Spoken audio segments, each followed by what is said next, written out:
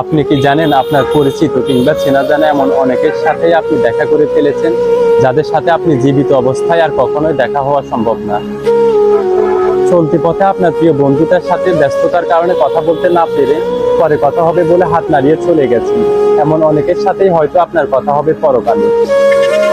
যে মানুষটার সাথে আপনি অনায়াসে দুর্ব্যবহার করে হেঁটে চলে গেছেন, পরে দেখা হলে সরি বলবেন ভেবে দিন, মাস কিংবা বছর পার করে দিচ্ছেন। পরবর্তীবার দেখা হওয়ার আগে হয়তো শুনবেন যে সেই মানুষটা রোড অ্যাক্সিডেন্ট করে কিংবা স্ট্রোক করে মারা গিয়েছে। মানুষের জীবনে অনেক বড় ব্যাপার হচ্ছে শেষ দেখা, অর্থাৎ দেখা না হওয়া আর কখনো। এমনও অনেকের সাথে শেষ দেখা ভেবে কথা বলে এসেছেন, হয়তো দেখবেন যে তার সাথে না চাইতেও অনেকবার দেখা হয়ে যাচ্ছে। পাশের বাড়ির 80 বছর পার করার লোকটি মারা যাবে ভেবে তার সাথে দেখা করে এসেছেন। কে জানে পরের দিন সকালে 25 না পেরোনো আপনি হয়তো বেঁচে নেই আর। তাই কারো সাথে অন্যায় করার পর সরি বলবেন ভেবে সময় নষ্ট না করে তাকে সরি বলে দিন। কেউ আপনার সাথে অন্যায় করেছে, তাকে ক্ষমা করে দিন। কেউ আপনার গীবত কিংবা আপনাকে গালি দিয়েছে, তাকেও ক্ষমা করে দিন।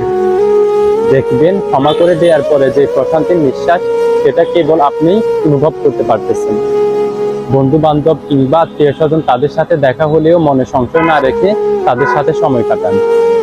বলা তো যায় না তাদের কার সাথে কখন আপনার শেষ দেখা হয়ে যায়। আসলেই জীবন একটা খেলাঘর, আর আমরা মানুষ সেই খেলাঘরের গুটি মাত্র। আপনি হয়তো আপনার জীবন নিয়ে অনেক প্ল্যান করতেছেন, কিন্তু সেই প্ল্যানের গুটি চালতেছেন মহান কারিগর আমাদের রব্বুল আলামিন। যতই খেলা খেলুন, যতই খেলাঘর মজবুত করুন কিংবা যতই খেলায় পারদর্শী হন না কেন, অন্তরিক্ষে বসে হয়তো সেই কারিগর আপনাকে দেখছেন আর মিট মিট করে হাসছেন আর বলতেছেন, যত যাই করো কোনো লাভ নেই।